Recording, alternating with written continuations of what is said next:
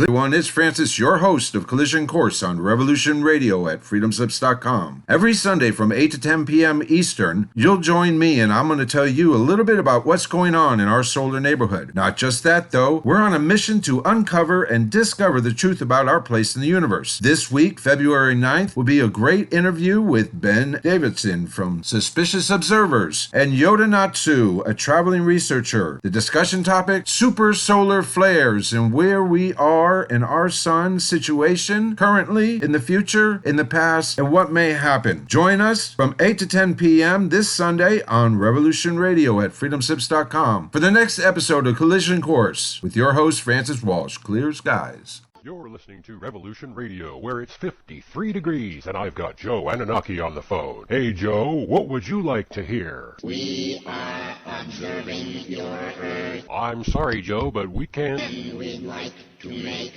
sorry, Joe, but... a contact with you. Collision Course.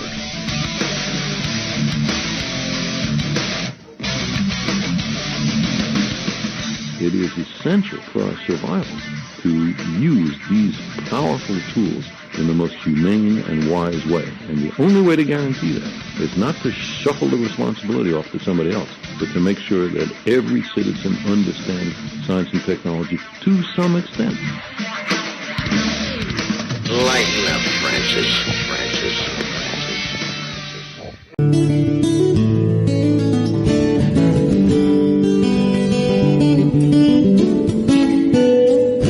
Revolution Radio at freedomslips.com, and we'll be right back after this message.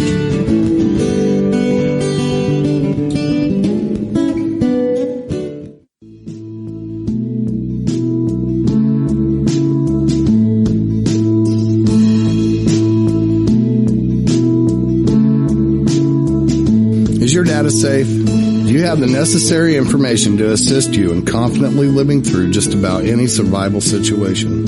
Is survival and gardening, off-grid living, medical knowledge, or even natural or man-made EMPs on your list of personal concerns? Do you have your documents and your personal information in a safe place in your hands where you know where it is? Well, check out our preloaded EMP-proof thumb drive.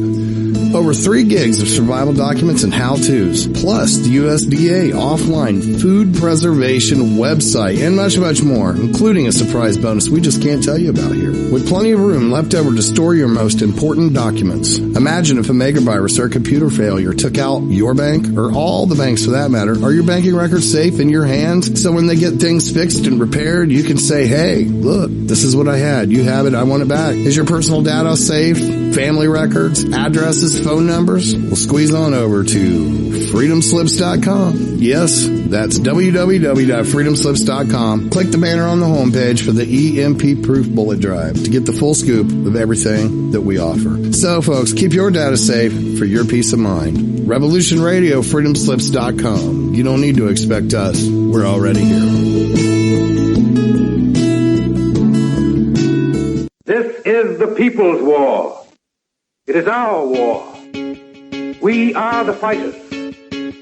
Fight it then. Fight it with all that is in us. And may God defend the right. Warning! Warning! We gotta stop them! They're gonna kill us all! See how the trouble you've started? Be they the government, be they industry, be they organized labor, be they anyone, or human beings. Time when the operation of the machine becomes so odious, makes you so sick at heart that you can't take part. You can't even passively take part. And you've got to put your bodies upon the gears and upon the wheels, upon the levers, upon all the apparatus, and you've got to make it stop. And you've got to indicate to the people who run it, to the people who own it, that unless you're free, the machine will be prevented from working at all.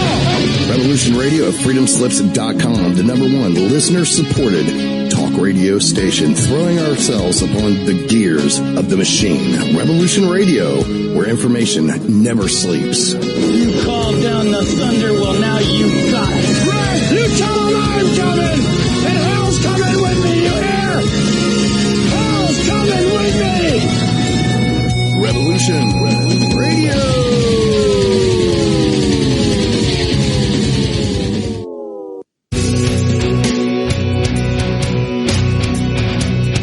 Thanks for listening while we took that short break here at Revolution Radio, freedomslips.com. And yeah, we're going to get back to your host.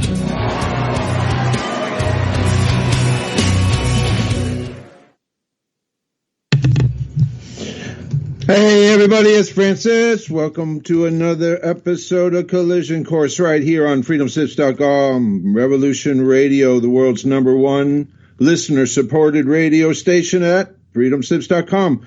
If you're listening to me right now at the top of the hour, 8:02 p.m. in New York City, you're listening to Collision Course with your host, Francis Walsh. Clear skies, everyone. Welcome to the next edition. Right here, between 8 and 10 p.m., you're going to come, and I'm going to tell you a little bit about what's going on with our solar neighborhood. Not just that, though. You know we're on a mission to uncover and discover the truth about our place in the universe. Come listen every Sunday between 8 and 10 p.m. on freedomslips.com Studio A. Listen to some interviews. Listen to me. Either way, we are going to know more so we can decide what is real and what is not in the space outside our atmosphere. It's another episode of Collision Course right here on freedomslips.com. Again, if you're listening to me and you're not on the website, I'm going to be inside the chat room. I'm going to have my guest, John Zascoda, JZ from Fort Worth with me. I'm going to take care of that business right now. Hold on with me, and I'm going to make this call. And we're going to add in John Zascoda all the way from Fort Worth, Texas. And he plans on spending some quality time with his good friend Francis here on Francis's show, Collision Course on Revolution Radio. Let's make sure I can get this right. Save number. Cole. Everybody had a great week. February 2nd, 2020. The Super Bowl's on. If you're listening to me right now, that means the Super Bowl doesn't mean a whole lot, and that's okay. When I left the game, it was tied, so it is a good game. So it's probably going to be a toss-up in the air whether you're going to watch the game or you're going to listen to Collision Course, all about outer space. And our friend John Zascoda has now joined us from his studio at home. Joy Z, are you here? I am, man. How are you doing? It's good to see you, or good to talk to you, rather, Francis. How you been? I'm pumped up. At the beginning of every show, I get a level of pumped upness. My adrenaline gets pumped up. Good. I stumble over my words. Somebody come on and say, man, he does a terrible job. I said, no, I just got to get over the nerves. And that's what happens at the top of every hour. Oh, well, hey, but how are you? That ain't no thing. Super Bowl's on. Really? Super exciting day for everyone, I think, right now. Lots happened. I heard you talking about just now. What did you say the score is? It still tied up? Well, when I left, somewhere in the second quarter, it was 10-10. 10-10 was the score. I have one square on a box of squares. I don't think I'm going to win anything this year. My numbers were bad. Did you bet anything? Did you risk? No, I'm not a gambler, and I'll tell you why. Because every time I gamble, I lose. I have the worst luck. You know, it's historically, it just doesn't matter. If I put money down, I'm going to see it go away. And matter of fact, my luck is so bad that last year on the Kentucky Derby at work, I threw in $20 on a bet, won somewhere in the neighborhood of like 60 or 80, maybe 200. I don't remember exactly the number that I won, and went to go pick it up because I got my pick. And whenever I got there, the Kentucky Derby determined that my pick was not actually eligible to win, so they gave it to the second place person. So they took the money out of my hand and gave it to another employee. Oh so yeah, God. I don't gamble because I'm the worst. I'm the absolute worst gambler ever. I always lose. So. Well, we were talking earlier in the week, and I called you up and told you that I have this little show on every Sunday night, and would you join me this evening? And we got so much stuff going on, John. You wouldn't believe how much stuff we have going on. But we also had a topic tonight. We do. But let's do this. This is what I want to do. I want to hold on one second. I want to say hello to everybody. And I know right now Mr. Jack Neal is listening to Collision Course on freedomslips.com. Hey, Jack, I hope you're doing great.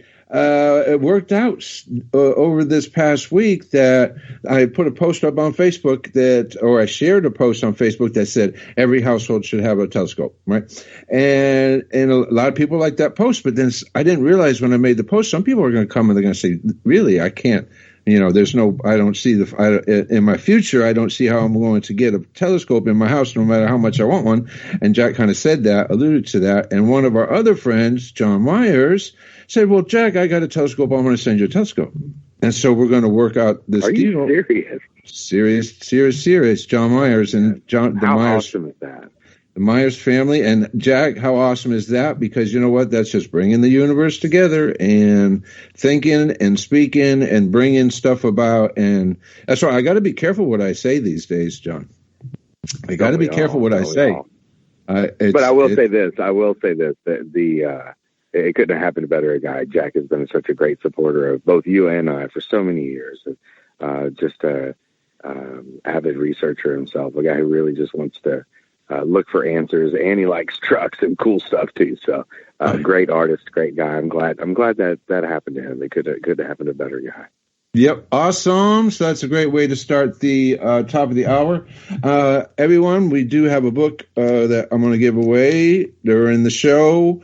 The book is Jack Williamson, CT, that's SEETEE, CT Shock. Unaided with only 1 week left to live, Nick Jenkins had to harness the universe's greatest and deadliest source of energy, an all-time SF great first time in paperback, The Mightiest Force. That book is going to go to one of our chat room members, and I'll just dump that out there sometime during the show. But John, I think we give away books during the show, and we do have one for this evening, which is great. And Jack, thanks for listening, and great that we're going to make that shipment take place and make that possible. And then I got a big telescope that I had to send to Maryland so that it goes to Africa, John. So I have to put the telescope, nice telescope, in a box, and I'm going to put it and send it to Maryland, and that box is going to go into the back of a vehicle in a container and go over to Africa. And I get to cross. I've watched you through this whole process, and I have to applaud you for that. It's what a labor of love. It takes a lot of work to do everything that you're doing, and not only to do it just in general, but to do it for somebody you really don't know, somebody you just want to help is beyond what most people would be willing to do. So really fun to watch this process and watch the rewards all the way around come back, because to see, I saw the birthday message you got from your friends in Africa the other day. What a great reward in some ways.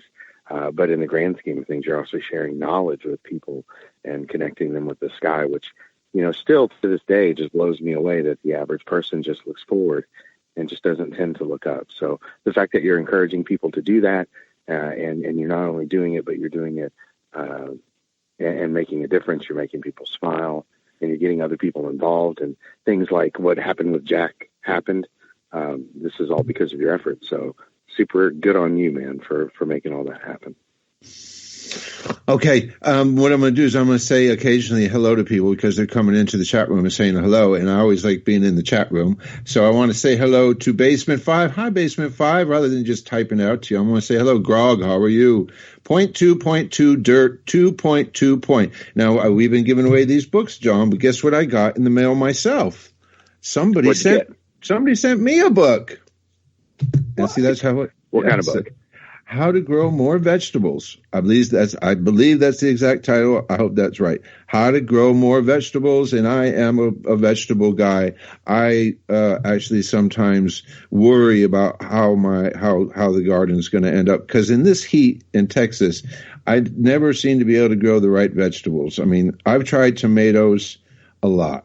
I've tried tomatoes a lot over my lifetime, and I've never really had, I've had one or two nice juicy tomatoes, but I've never had like a whole bunch. More likely than not, I get a big bunch of tomato-eating caterpillars in my patch, and so my tomatoes get eaten by. They're the worst caterpillars. Have you ever seen them the caterpillars? They look like tiger stripes on them, and they're green. And the only thing I know what you're talking about, but unfortunately I haven't been able to see them in person just because every time I try to grow a garden, my tomato plants really never get to that point. This is what these little darn suckers will do, right? A plant grows off the tops, right? That's the only way the plant grows. You need a top for it to continue growing, right? All these suckers are interested in the tops of your plant, and they'll go to one top, to the next top, to the next top, to the next top, and they will make it so your plant has got nothing to grow from, and it'll die. They're terrible. So from right now, 0.2, dirt 2.2 point, they sent me a nice thick book, and I appreciate it so much. I'm going to pick out something in the book, and I'm going to show people that I grew it and see if I can get more vegetables because I read the book. So we'll go back to Gear Bear. How are you? Crab Cake. How are you? Grog and John. Jay-Z's with us, everybody. Jay-Z all the way from Fort Worth. Stranger Advice. Jay-Z's been with us the whole time. Over a decade now. We've been together talking, showing, speaking, outer space. We've got the book, the paperback, Jack Williamson, CT Shock. That's going to go out to somebody during the show. John, right now, I'm going to head over to the CNOS page. We're going to get to our topic. But last week, I was unable to do the CNOS page because we had an interview with Ed Guinan about Betelgeuse. And so I really the whole show just went to that whole deal. But this, sure. And I left the link. There's CNO's page, and I'm going to copy and put it into the chat room because we've got a close one coming up tomorrow. Half the distance of the moon, half the distance to why am I messing that up? One half a lunar distance. A lunar distance is 238,000 miles. For measurement, I rounded up to 250,000 miles. So we got half a lunar distance tomorrow, 2020 BT14. So this object was discovered, John, I would say probably within the last 72 hours, okay? 2020 wow. BT14. It's going to fly, make its close approach to Earth on February 3rd. That's tomorrow at 8:19 UT time. So for me, I've got to take 6 hours off it. For me and you, John, we got to take 6 hours. So this morning at 2:19 a.m., object 2020 BT14 is going to fly by at 0.49 lunar distances, so 125,000 miles away. In between, now whether it's flying directly in between Earth and I can go check, right in between Earth and the Moon, not directly because you had to have perfect placement for that. But the distance away from the surface of the moon, surface of Earth, will be closer than the distance. I was just scrolling. I'm looking at it now because I followed you can follow the link that I put into the chat room for the CNOS page, and then you can click on the object and go in there and click on the orbital diagram, and then you can get closer and closer to it and see what we're talking about. Now, Francis, let me ask you a question. How close is there a terminal point, if you will, where gravity, that an object can come where it can no longer escape Earth's gravity? What kind of measurement are we looking at on that? Well, let's think of that because it's kind of weird because we have some protective measures because you have to have a right situation because an object that comes in at a certain trajectory can literally skip off the atmosphere of Earth, right? So in that kind of instance, that object is going to not be able to come into Earth and hit Earth, but minus the atmosphere it may have come in. It's just an angle situation. But if you have an object that has the right trajectory and entry point, listen, we had one last week that was 11,000 miles away. So I think we're really talking about trajectory and entry angles into, the two moving objects moving together, coming closer and closer together. You still have to end up with the right parameters for that object to get in. So 11,000 miles, no. 6,000 miles. I mean, where are we at now with the atmosphere? Where does it start heating up and turning into an object that's gaining friction, right? So if this object's at 11,000 miles and it's really not affected, it's going on its way, maybe we need to look more into inside of what the space station's orbit is. What's the space station orbit? Is it? I'm gonna say something wrong, but the space station orbit is 114 miles. Space station orbit, right? Because if something like the space station can basically stay 400 kilometers, altitude of 400 kilometers. So let's use that as a guideline, John. If anything comes in within 400 kilometers, 250 miles, it's coming in no matter what. So it's locked in. But regardless, 125,000 miles at the current trajectory for this object is probably not a danger to us. It just happens to be fairly close and recently discovered. Well, as I was thinking about what we're going to talk about later, I couldn't help but start thinking about cyclical things, right? And an orbit is cyclical. An orbit that's close to Earth has a cyclicity, or if that's a word, I don't know if that's a word. And so it came by once at this time. More than likely there are in the future times where it will come by Earth again. So it is in these close approaches where small trajectory changes occur. And so does that create a situation where the next pass is closer than the one before it?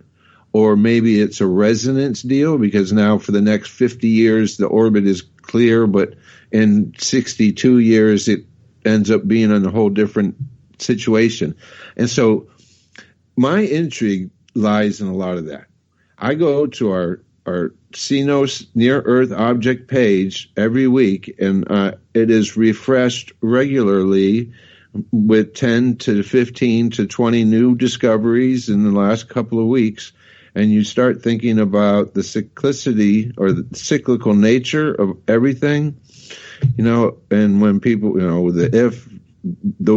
not the ifs, but the whens, eventually we're going to have whens. And so, there's nothing that will, take my view of that away. Is just, so we'll just have to wait and keep looking because that's all I can say. I can have a belief, and it's easy to say that because, of course, eventually we're going to have some sort of impact. But with all these smaller objects that we see, the mid-range small objects that would make really great shows, not a great show, something like Chebulynx.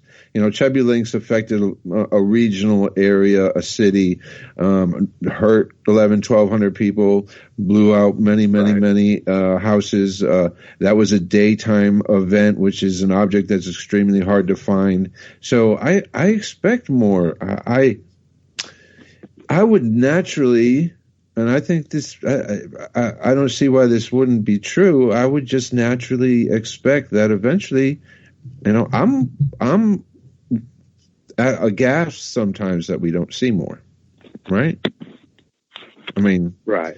If we can look out 100,000 miles away and see objects at that distance, one or two every 2 months, 60 days, 75 days, you're going to have an object that close every 75 days. I don't see how we avoid the law of averages, and it's kind of like fits in the realm of the California earthquake. It's like, how do you look at the globe overall, a graph of located earthquakes and severity and whatever, and you start focusing in on the west coast of the United States, and it's like, how do you get away with being so inactive though being so relatively important? And I've always found it. I don't know if anybody else has seen those, but it's an oddity. So I guess Earth is an oddity as well as far as when it comes to asteroids and stuff. So when we go back to the list, tomorrow morning, 2 a.m. this morning, we have this object flying by. It is 7.8 meters, 18 meters for 54 feet, 75 feet, however that is. And that's it kind of sounds like it's size one fits one. There's no one fit all, because in all of these occurrences, it just seems like each and every factor determines a different outcome, and there's not any sign of consistency with any of it. You mentioned to me cycles. You mentioned to me earlier, you mentioned in the show, talking about Betelgeuse. How do you say it exactly? Or can you say Betelgeuse? Is that the easy way to say it? Yeah, Betelgeuse. Just let me ask you this: what in a nutshell? What's happening with that star? I mean, what's really going on with it, and what can we expect? I think it's another oddity of a topic. Totally different. Oumuamua had it's an oddity topic, because when I talked with Ed Guinan knows a lot about Betelgeuse. He knows a lot about the dimming of Betelgeuse, because he and his colleague Rick Wasatonic and another amateur astronomer, Rick, has been looking at Betelgeuse for 15 years or so using his backyard observatory. And he has spectrographed it, so that allows him to relatively scientifically judge the apparent magnitude of the object. So over these many years, they finally decided to create, there's a place where astronomers can make a telegram. It's not so much a paper, but it's a notice to other astronomers about something occurring in outer space. So they made a telegram. And then after the first telegram, they noticed that there was some more dimming, and it sort of ramped up its dimming. Okay, so let's just get some reference points. Betelgeuse at one time was the 11th brightest star in the night sky. Right now, it's ranking somewhere in the 21st to 25th, and it may be even worse than that. The magnitude of Betelgeuse was somewhere in the negative 2 or so, which means it's bright. And then when it dims, the number is going to get higher. So it's going to go from -2 to -1 to 0 to 1 to 1.5. So Betelgeuse has never got dimmer than 1.3, and it's now it's gone past that. And so Ed Guinan and his colleagues have been dealing pretty much with the brightness of Betelgeuse. Problem with Betelgeuse is that Betelgeuse is a red giant star that has a large amount of dust in the general vicinity of it. It's also moving very quickly through the inner spatial medium. And so it has a bow shock, and it's hard to measure in size because it's not circular, it's kind of bulbous. And so to find its edges, they're hard, and then they're weak. The edges are very dispersed. And then to actually see its brightness, its actual brightness, is hard to do because the amount of dust in between where we are and where the star actually is. So there could be a lot of things happening. Betelgeuse is not a young star in its age. It's 90 out of 100. Our star, our sun, I'm not even going to get into that because I'm not actually quite sure how long it can go. But our sun can live a lot long, is a lot older. Our sun is 4-point-some billion years old. Betelgeuse is only 9 million years old, and it's going to die out at least by 10 million. These types of giant stars burn out all their fuel really fast. It's about 9 million years old. There's a lot of dust around it, so it makes it hard to measure. The type of star that it is with the diffuse edges makes it hard to measure its. Let me interrupt you and ask you this, though. How do we know that star is only 9 million years old? Well, we have to. Let's go ahead and look at this. They must know, at least in their spectrographs, because you can visually observe stars. You know, I don't want to say that you're going to ask me a question I shouldn't try to answer, because let's look at what I've been told. They understand that the star has been kicked out of its birthing area in the Great Orion Nebula, which is interesting. And so they have scientifically measured it a number of different ways with a number of different tools. So they have an idea of what kind of star it is. I mean, they've scientifically, being a red supergiant must have its telltale signs, right? So I have to go with what science says as an understanding of what the star is. Now, what's occurring with the star is left to discussion. My additional information, which I brought into the discussion with Ed Guinan, was that for 15 years before Ed Guinan's information or measurements of its brightness was going on, was that there was a gentleman, a Mr. Charles Towns, a Nobel Prize winner in discovering and getting lasers and masers working and operative, created a measurement device called an interferometer. And interferometer splits a telescope's view in two, and then it redirects it at the object, and it makes special measurements. And you can make your telescope look through different wavelengths. And it's important to look at it through different wavelengths because of all this dust. This dust will reflect back different wavelengths of light, heat, etc., So Dr. Towns had discovered that they were going to take their images through like a 10 or 11 micron wavelength. And I don't know what that means, but I know it's about that number. And for 15 years, and this was at the end of this Nobel Prize winner's life, because he died in 2003, 2004, and he started working on this in the 1980s. So he was working on it, and for every year there was a 1% decrease in size. And I brought it up with Ed Guinan, and then Ed Guinan wanted to say that, well, no, that even Mr. Towns, came back later and said that maybe the measurements were wrong and that maybe the dust was having more of an effect on the measurements. And then at the end of the interview that I had with Ed Guinan, which was fine, I'm not going to work that issue if they're going to say one thing, right? I still have this information. At the end of the interview last week, he said, I said, I'm not quite sure how I got it, but I got the name of another gentleman from Ed about supernovas. I think the question was, well, what do you think will happen if?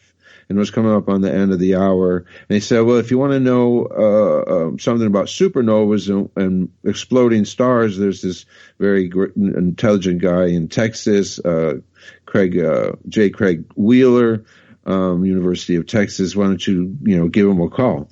And so I sent an email out to Craig Wheeler over at the University of Texas, and I left a link in the chat room earlier. He has some books out, Catastrophes, etc., really cool looking cosmic issues. He's going to actually be on the show the 16th, but in the process of emailing him back and forth,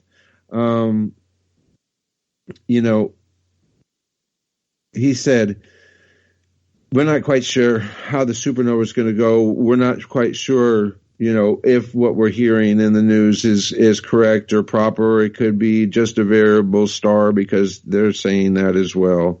And he said, but I'll come on, we'll talk about supernovas. And then at the same time, I contacted this other guy, and one other guy, he didn't want to come on air.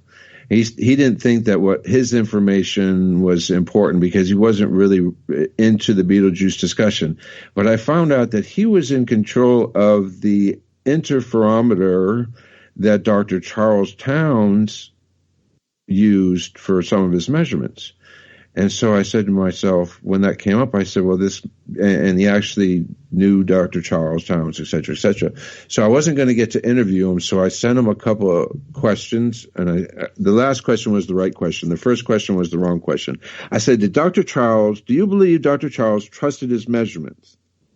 Because I just made an interview with Ed Guinan, and he said that we really can't trust Professor Towns' measurements of size. And this is of size. Ed Guinan's of brightness. Towns is of size, all right? And the guy writes back, he said, yeah, I believe that he trusts his measurements. So right now for myself, John, I have to believe that the star has shrunk 15% and probably more, because that research stopped in the beginning of the 2000. Dr. Towns passed away, I think, in 2003. They wrote a paper or something in 2009, and that was another thing I think I asked Ed, and I didn't get a complete answer on. The question was asked: do we have measurements of size from the time Dr. Towns ended up until now? And I don't know that. And I look over at the star right now. What I was going to ask you is, you said it's decreased 15%. Is that size. Over what period of time? Okay, that's important too, because this was something else that was given to me. This is over a period of decades. This is over a period from the 80s to the early 2000s, and now we're all the way to 2020. Okay. And so as that far being as said, go ahead. I'm sorry. As far as this size, so let me say this. This from what I've found in my research, that measurements of its size began in the 80s by Dr. Towns. The measurements that Dr. Guinan was talking about were over the last 15 years. So let's look at it this way. Let's say that we've got 15 years worth of size measurements and 15 years worth of light measurements. They kind of want, okay? Because I don't know if we have more measurements of size past 2003, and I don't know if I have more light measurements before 2003. It's the same deal, you know what I mean?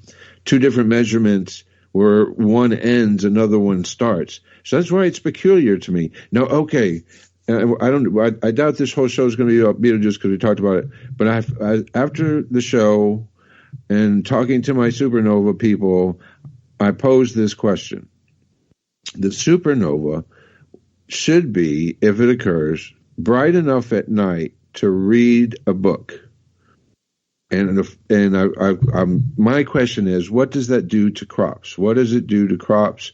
How does that affect crops? Because I know that crops require darkness. They require lots of light, and at the same time, they require darkness. So I don't know if a supernova could actually turn into some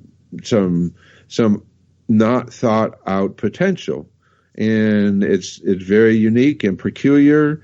It's poised at a place in both time and place that it is showing to me, you know, and the inability for one of the guys to want to make that, you know, to actually defer, to actually weaken the evidence that this Nobel Prize winner, and he discovered lasers and masers, and he was measuring in the right certain nanometers or whatever, and very strange indeed. And you know, I have my other friend asking again about a Oumuamua. We're going to probably have to visit Oumuamua because that object's very strange. So we've been having a lot of strange, interesting outer space activity going on, which is great for astronomers like me because you know what? It's great content. So, Francis, let me ask you this. If you're saying that it's dimmed, and make sure I'm keeping up with these numbers right, you said it's dimmed 5% since our record started in the 80s, 70s, 80s, 90s. We know that that's the case. Then can we then, by using that measurement with that time span, can we semi-accurately predict an event? I mean, because obviously, if it gets smaller and smaller and smaller, it would be working towards a nova situation, correct? Well, and this is the whole creative. I mean, these big stars, the amount of magnitude that Betelgeuse has lost is quite a lot. By January 2020, Betelgeuse had dimmed by a factor of approximately 2.5 from a magnitude 0.5, which is bright, to 1.5, and 1.5 has never been seen before, and still fainter in February, and noted that Betelgeuse is currently the least luminous and coolest in the 25 years of their studies, also calculating a decrease in radius reaching its faintest level in more than for, I'm sure I had to click on something, in more than a long time. So what's the process of a dying star, right? If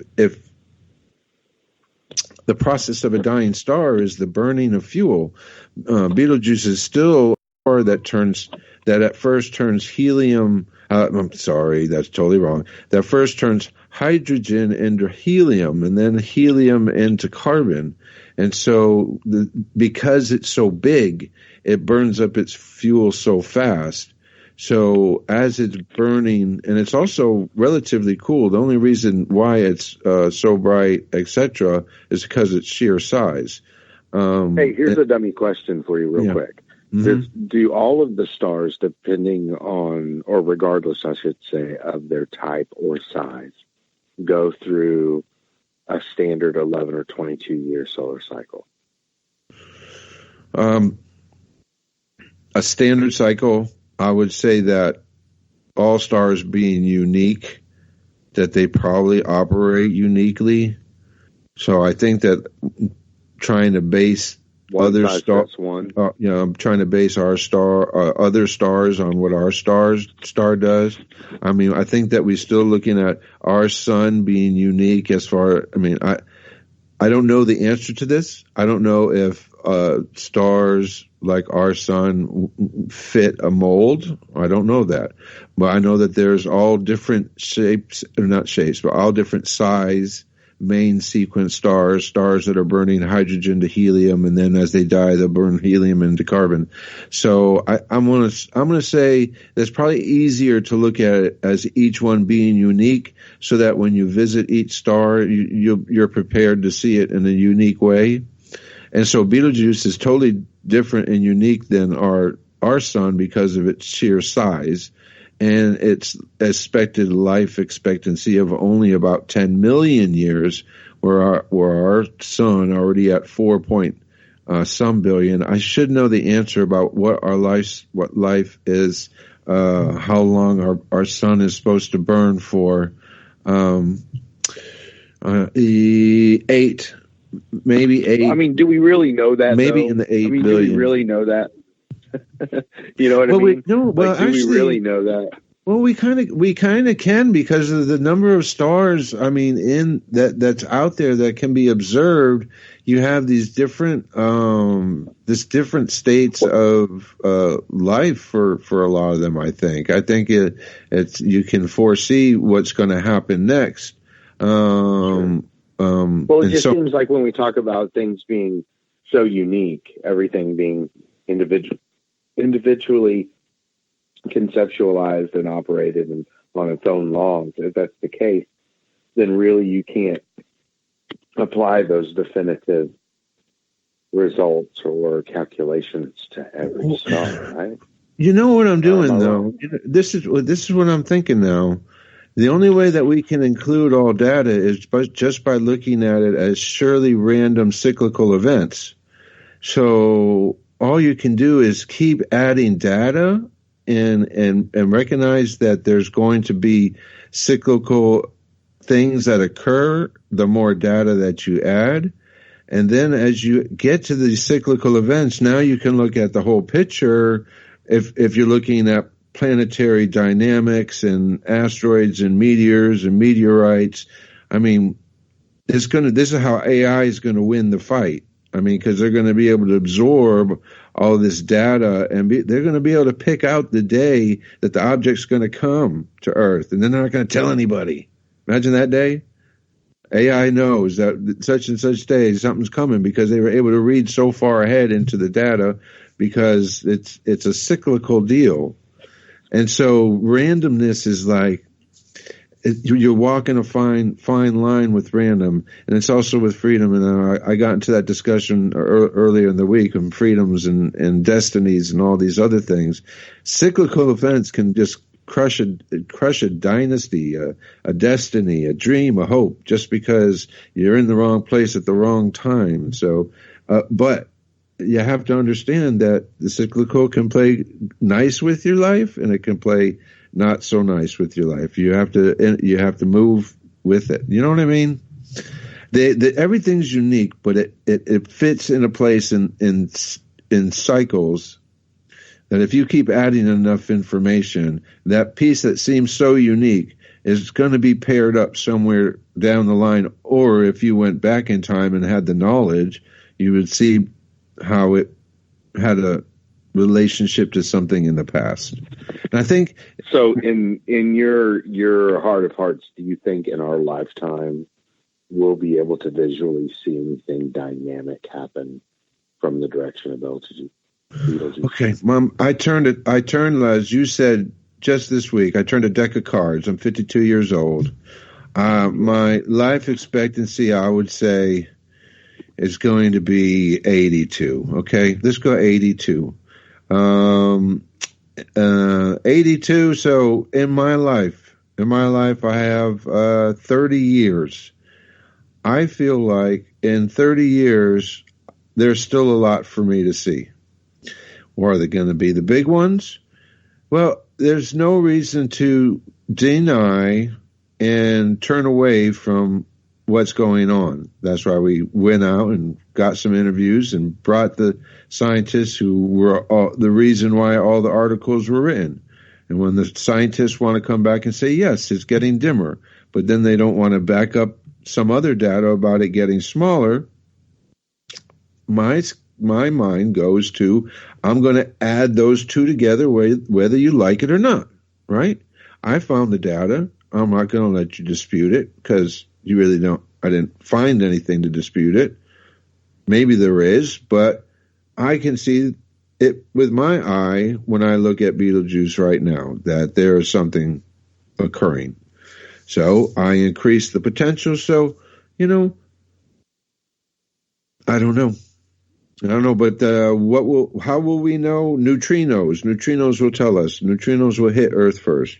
We'll be bombarded by neutrinos. The highest registered number of neutrino hit up to today, I think, was 25 neutrinos in a sensor somewhere buried underground. If Betelgeuse blows off, we're going to get hit with 25,000 registered neutrinos, which is a lot. And neutrinos are not the perfect kind of particle. For us, they're not going to do us any. They're not designed to do us any harm. But anytime particles come through you and your DNA and et cetera, you have the potential of disrupting some of your DNA as it passes through. So, but neutrinos will hit Earth first, then gravitational waves. They seem to have it all about gravitational waves these days, which means let me stop you real quick. I've got a question about these neutrinos. Yeah. So you're saying that the sensors, and forgive me for being ignorant about this, but you're saying the sensors are in the ground, and then you describe them passing through us. Are you saying that these are things that will actually go through our bodies and into the ground with that, and all the way through Earth, and they're just when they hit the sensors, they're just on. They're still on the way, but they've been slowed down enough by enough rock to register on these sensors can catch them. We're talking about a type of particle that is not affected by magnetism or plasma or electricity.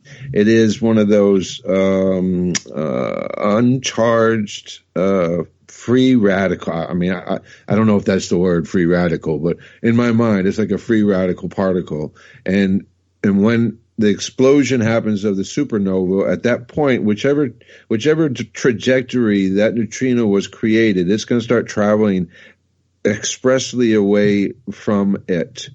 And faster than the speed of light? I don't think I can answer that question faster than the speed of light. I'm going to type it in. So we have this particle now moving in a straight line away from the explosion, and it's going to move through anything and everything. And it's not going to be affected by magnetism or plasma or gravity or maybe, I don't know if a gravity wave would affect it, but it is one of those particles. And so when it gets to us, it's coming through the atmosphere. If we're on that part of the side where that approach of neutrinos is going to hit Earth, it's going to come right through us, right through our bodies, right through Earth, going to get hit on the sensors and through the other side of Earth, and it's going to keep going. It's going to keep heading out. And that's how neutrinos work. Now, neutrinos in this. Now, I still don't think we found anything that's faster than the speed of light. So I don't think this is going to get an answer. And I'm sorry, everybody. I'm not. It's fascinating to me that something would come from outside of our atmosphere into our atmosphere, and then come through us, literally through our bodies, if we're exposed to them. And then far into the ground. Which it's is amazing to me that there's a particle that X-rays, capable of that. Just gamma rays, X-rays, gamma rays. Now photons are. So it's a particle and a wave. Yes, I think we've discovered that particles are both. Everything is a frequency. Everything is a wave. Everything is a frequency. Everything is a wave, including particles. Yes, yeah, we're asking a lot of hard questions. I know recently there were some reports that they were able to photograph, I guess, light as both a particle and a wave. The first time ever to do that. The double slit experiment revealed that photons can be particles and waves, basically. But the first time to actually observe it and image it, and it was pretty cool. They had the rainbow. What did it look like? It looked kind of like a rolly mountainside in rainbows, and that I couldn't understand the picture very well, but that's in my mind. I know what it is. So, wave-particle duality is the concept in quantum mechanics that every particle or quantum entity may be described as either a particle or a wave. This phenomenon has been verified. Sorry about that.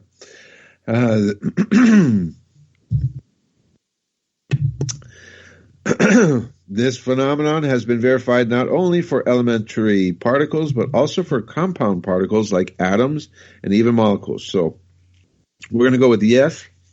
Science is coming up with research that's proving that all particles can act as a particle and a wave. These neutrinos, they're just no mass particles. Do I have? Sounds like they're savages. Let's hear this. Once again, physicists debunk faster than light neutrinos. Enough already. 5 different teams of physicists have now independently verified the elusive subatomic particles called neutrinos do not travel faster than light. New results announced today in Japan contradict those announced last September by a 170-member crew working with the Opera particle detector in Italy's subterranean Gran Sasso National Laboratory. The Opera team made headlines after they suggested neutrinos traveled 0.002% faster than light, thus violating Einstein's theory of special relativity. The Opera results were debunked months ago, however. So instead of the nail in the coffin of faster-than-light neutrinos, the new suite of results is more like the sod planted atop their grave. Okay, so that answers one thing. I'm not going to read too much of that. I want to know, what is a neutrino, though? What is a neutrino? And we got 6 minutes to the first break, John. And then when we go 6 minutes, we'll go quiet, radio silent for 3 or 4 minutes, and then at the end of the break. What's a neutrino? Thank you for joining us very much. If I hadn't thanked you already, John, thank you very much for joining me on this great discussion. No, thank you for having me. On this great discussion about sometimes outer space, sometimes particles. I love this stuff, though. I love neutrinos. I need to know more about them. What's a neutrino? Neutrino and its friends. Neutrinos are one of the fundamental particles which make up the universe. They are also one of the least understood. Neutrinos are similar to the more familiar electron, with one crucial difference. Neutrinos do not carry electric charge. That electric charge is what allows them to move through the universe unaffected. Now, I think sometimes what can happen, though, John, is a neutrino may come straight head-on with another particle that's charged, and they swap charge, and then they head back out opposite directions, and that other one becomes a non-charged particle like a neutrino. It's pretty weird. So neutrinos can have collisions with other charged particles. Because neutrinos are electrically neutral, they are not affected by the electromagnetic forces which can act on electrons. Neutrinos are affected only by weak subatomic forces of much shorter range than electromagnetism, and are therefore able to pass through great distances in matter without being affected by it. If neutrinos have mass, they also interact gravitationally with other massive particles. But gravity is by far the weakest of the four known forces. 3 types of neutrinos are known. There is strong evidence that no additional neutrinos exist unless their properties are unexpectedly very different from the known types. Each type or flavor of neutrino is related to a charged particle, which gives the corresponding neutrino its name. Hence, the electron neutrino is associated with the electron, and the 2 other neutrinos are associated with heavier versions of the electron called the muon and the tau. Elementary particles are frequently labeled the Greek letters to confuse the layman. The table below lists the known types of neutrinos and their electrically charged partners. Neutrino, charged particle, electron E, muon, tau. A brief history of neutrinos, hypothetical particle. Hey, back up for a second real quick. You said that they're intentionally labeled with Greek letters as to confuse the layman? That's what this says here. Hence the electron. That's an interesting statement. Sorry to interrupt you, but that's fine. That's fine. We'll hit it again. Why in the world would they want to confuse the layman? As soon as I said that, I said, what the hell was that? Is associated with the electron, and 2 other neutrinos are associated with heavier versions of the electron called the muon and the tau. Elementary particles are frequently labeled with Greek letters to confuse the layman.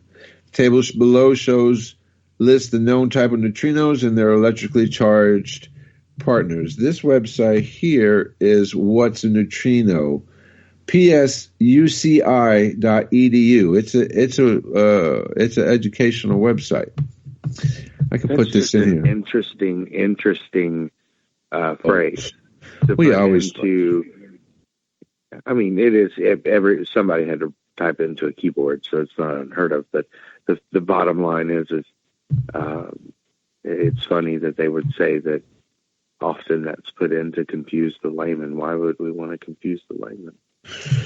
Well, I mean, I have a feeling in my heart, as you know, I don't know if other people have it. What ends up happening sometimes is like the laymans overreact to some things, and then therefore create reactions to things that aren't as important as they may think it is. Understood. And so, I mean, and I found this all through speaking off the record or behind after a show is done or before a show is done or something like that. You always get a feeling a little bit like, you know, I like doing this, but I don't want to get done doing an interview and then find out that whatever I've said's been blown up or blown down into something that it wasn't intended to be, right? So, and I think, I don't know why in this educational website they would even really, I mean, layman is not the proper way. It's never been the proper way to me to describe a level of educatedness, right? So because layman just doesn't even inform you about what type of person you're dealing with. You can teach anybody. You could teach a kindergartner. You can teach a middle schooler. You can teach a high schooler. You can teach a college person. You can teach somebody who's out of college. You can teach an old man. You can teach everybody as long as they're alive. You could teach them something. So laymen is stupid. And I mean, we all know as laymen that they name this stuff stupidly. So if we wanted to be real laymen and just like me, you know what I do? I go out and find it in pictures. I'll find the graph. I'll find the periodic table. I'll find this or I'll find that. I'll find a picture of the moon and all the names with the craters on it. If that's what it takes to know all the names on the craters or all the muons and fuons and neutrinos. Hey, we're on the break, John. Right on. I'll talk to you in 4 minutes. See you then, my friend. Okay, everybody, we're on the break. Talk to you in about 4 or 5 minutes. This is freedomslips.com Collision Course.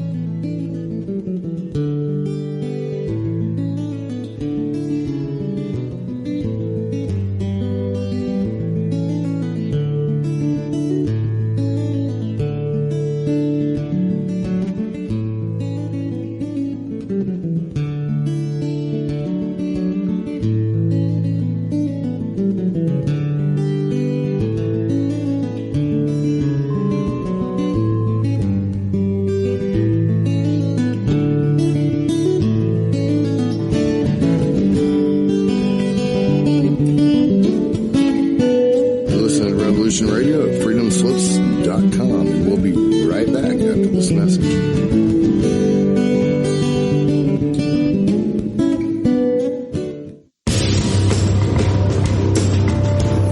Hello, my name is Mr. Rowe.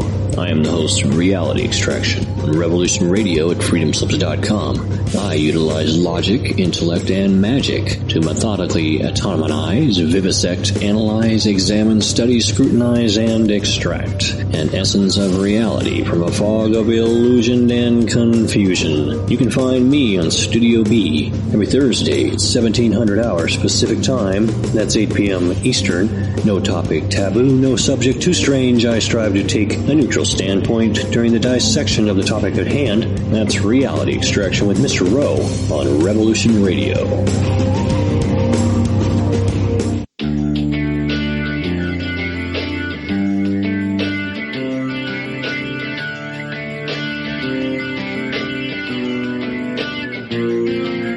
This is Thomas, a.k.a. a Mad Painter. I'd like you to join me Monday nights, 10 p.m. Eastern Standard Time for Open Canvas. Don't forget to bring an open mind. Yes, folks, that's right. Bring an open mind to an open canvas. Again, that is Monday nights, 10 p.m. Eastern. UFOs to government corruption. This is Revolution Radio, freedomslips.com. You don't need to expect us. We're already here.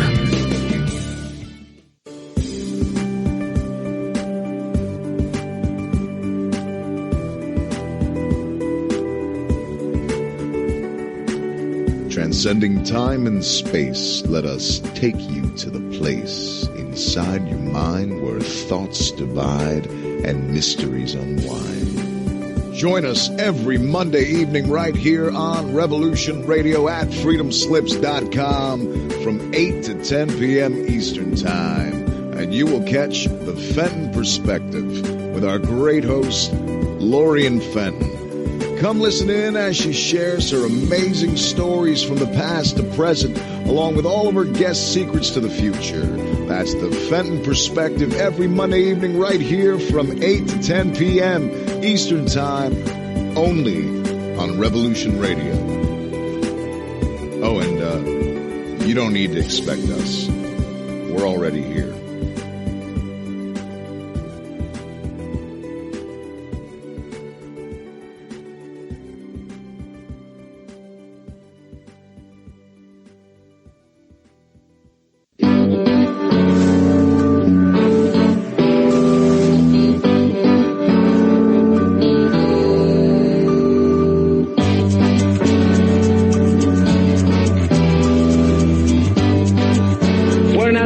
post-syndicalist commune. We take it in turns to act as a sort of executive officer for the week. Yes. But all the decisions of that officer have to be ratified at a special bi-weekly meeting. Yes, I see. By a simple majority in the case of purely internal affairs. Be quiet. But by a 2/3 majority in the case of more... Be quiet. I order you to be quiet. Look, you stupid bastard, you've got no arms left.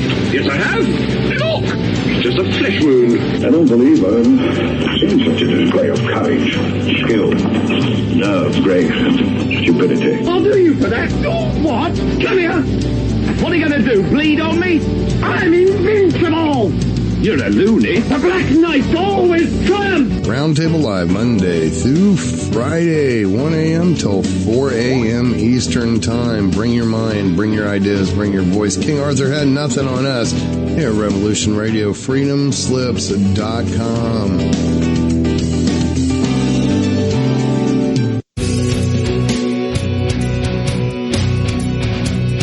Thanks for listening while we take that short break here at Revolution Radio, freedomslips.com. And now we're going to get back to your host.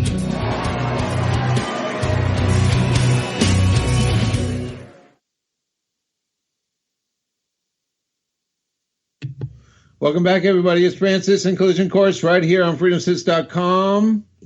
We have with me my friend, my good friend and guest, Jay-Z. Are you with me, Jay-Z? Hey, everybody. How y'all doing? Doing wonderful. I want to let everybody know, this is freedomslips.com. If you're listening to me and you're not on freedomslips.com, visit us in the chat room. We're always in the chat room during Collision Course, and you can chat with me and I can chat with you. If you're not here on freedomslips.com, I recommend you come over and help support the world's #1 listener-supported radio station. That's right, Revolution Radio. We need your help so that you can come and listen to your favorite hosts on your favorite topics on your favorite day during your favorite time slot. Remember to come to freedomslips.com, click on the donate button, and help us, the world's #1 listener-supported radio station. Revolution Radio has given me my voice for over a decade. So come and join me every Sunday from 8 to 10 p.m. Talk about outer space. Tonight we're with my friend Jay-Z all the way from Fort Worth, Texas.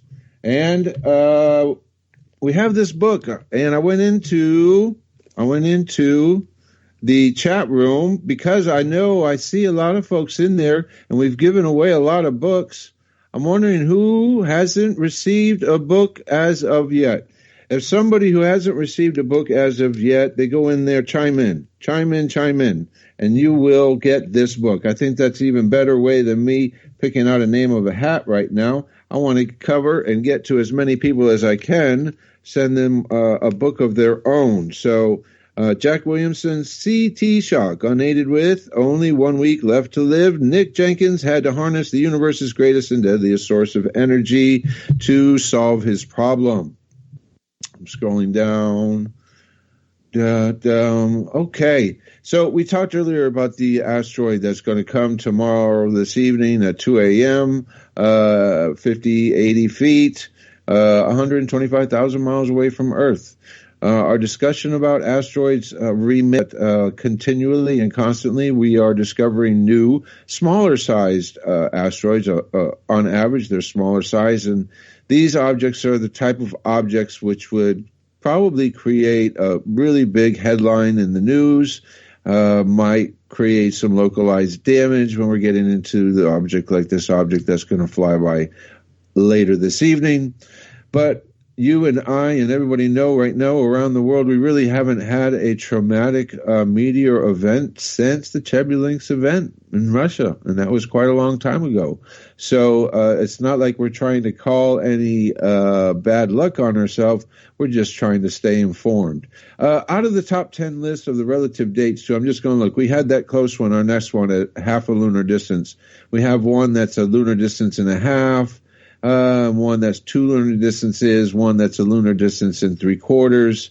The sizes are all 50 feet and smaller. So, you know, when I look at these dates and I look at the way that they're coming to us, you know, I continue to come to the list and say that there's a lot of objects flying very close to us. And so I have to say when.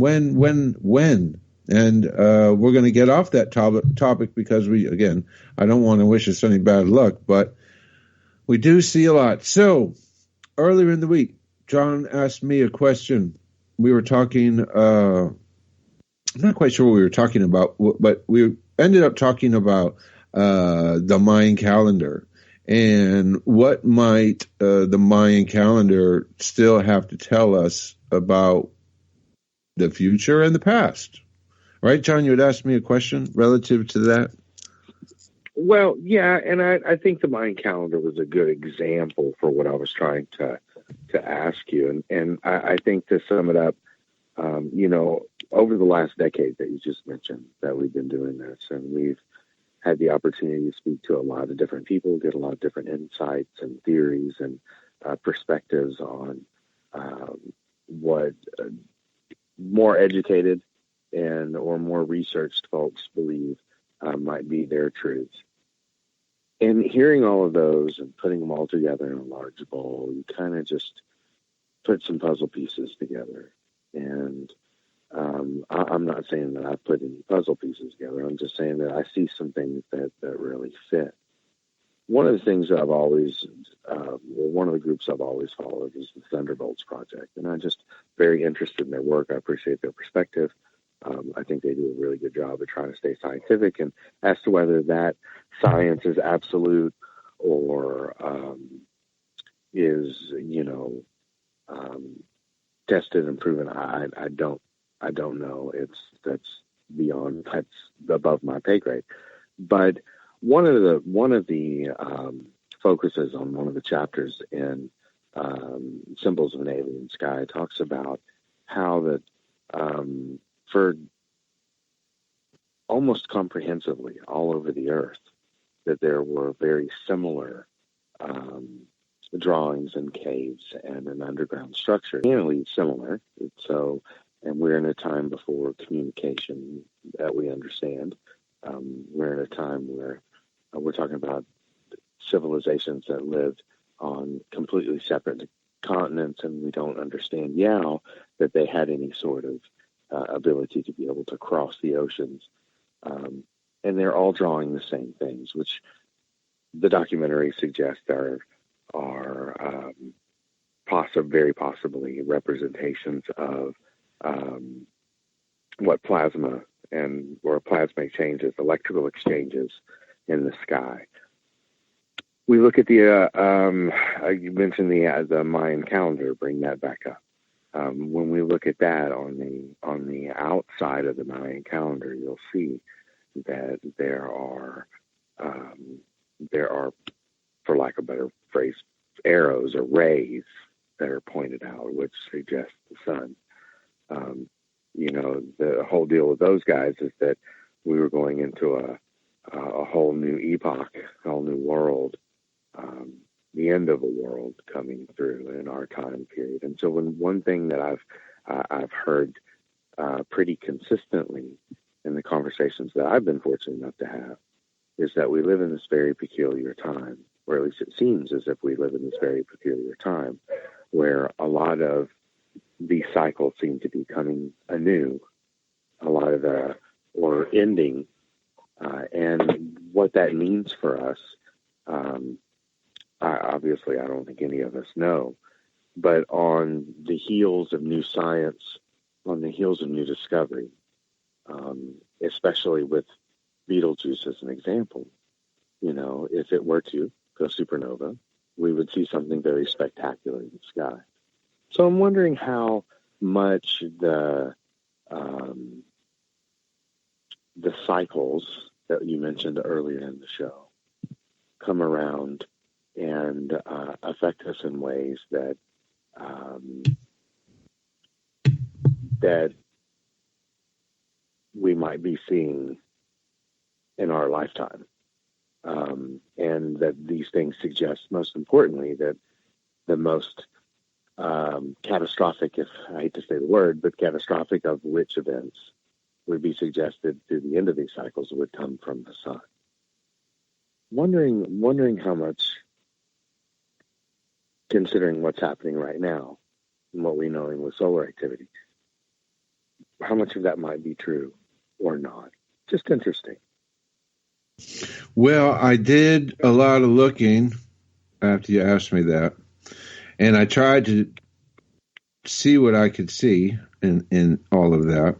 And we picked up on a couple of things. I guess the first thing to pick up on is the Mayan calendar itself. It rose to fame in 2012 as we were reaching the end of what was called Baktun 13.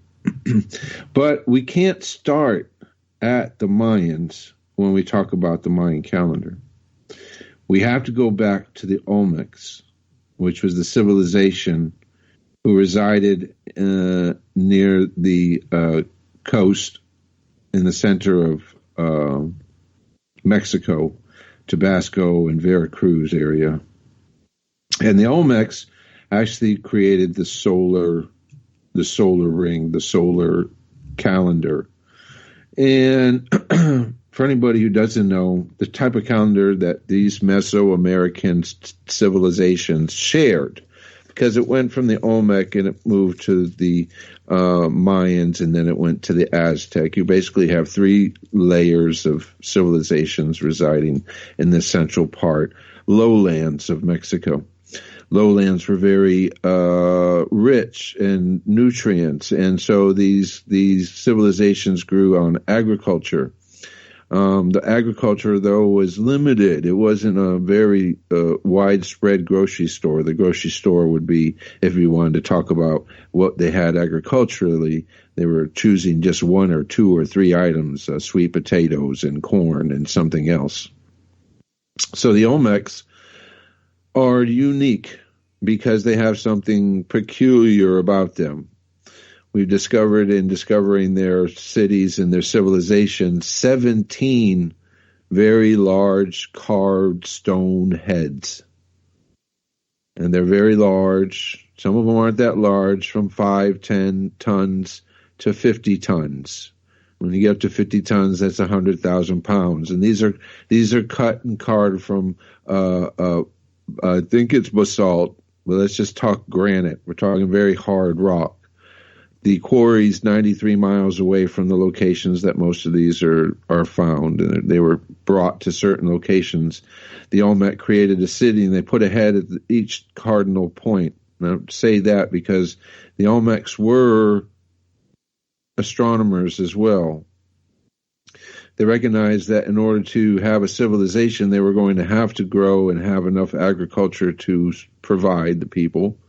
And so they, I'm sure, gave jobs to people to spend their nights out and cross-reference what type of season it was to what the skies were doing, and so they did that. Most of the measurements that these Mesoamerican civilizations were keying in on were the moon and Venus. Venus plays a very prominent role in their telling of astronomy. And so the calendar that as we talk about has two rings and a gear. There's a very large ring, has a smaller ring, and inside the smaller ring is a gear. And so I believe the large ring has 365 days. And the inside ring has 100, the smaller ring has 20 marks. And then on the little gear on the inside, I think it's 10 or 13. I'm not quite sure. And so as each day goes by, the gears move, and then they register. And what they did is they registered some importance. I found when I was researching this, because I looked for historic meteor showers, I looked for historic craters, I looked for historic comets, because John asked me a question about, well, the iconography on the calendar may represent something flaring out or something that might represent flares, sun rays, the beams, the types of things. Even in Egypt, if you look, Akhenaten's sun disk, because sun disk has these hands. They all have these hands coming out of the disk. And so the question was, is there any way to correlate what the calendar is showing us through iconography with actual astronomical events? Okay. I couldn't find confirmation, but let's just look at the types of things we're talking about. And let's look at one well-known thing that we know about right now, Halley's Comet. Halley's Comet comes by every 76 years. If you missed it in 1986, you'd have to be awfully young to catch it again in 2060. But we have to think about it and say, as Mesoamericans developed civilizations, when we witness something like that, how do we register that into our records? Did it happen to show up and we had a good harvest that year? Did it show up and we were in drought that year? Did it show up? Because that was something else I found. I found 27 or 28 pages of how to interpret a celestial event. And I don't know if I shared that earlier. I kept on going to the next page. I wanted them to be done with the omens, and I wanted to get into some historical events. They went 27 pages, and they described if a fireball comes from east to west and has a certain kind of tail, the king is not going to do good in battle. There's 27 pages of it. So, back to the Mesoamericans. What if they saw Halley's Comet? And then, some things that are natural occurrence, a meteor shower. Every June and every November, our Earth straggles through the path of Comet Tuttle, and Comet Tuttle's pathway is filled with material. And on a certain day, on a certain year, as it's been described in writing, if you're out at night looking at the night stars, the next thing all of a sudden you'll see is all the stars falling. No, I suppose you'll have sound too. That sound effect was given to you by me, but that was a really good sound effect, by the way. But just imagine you're out in your backyard and you're looking at the stars, and the whole sky just lights up and things fall to the ground.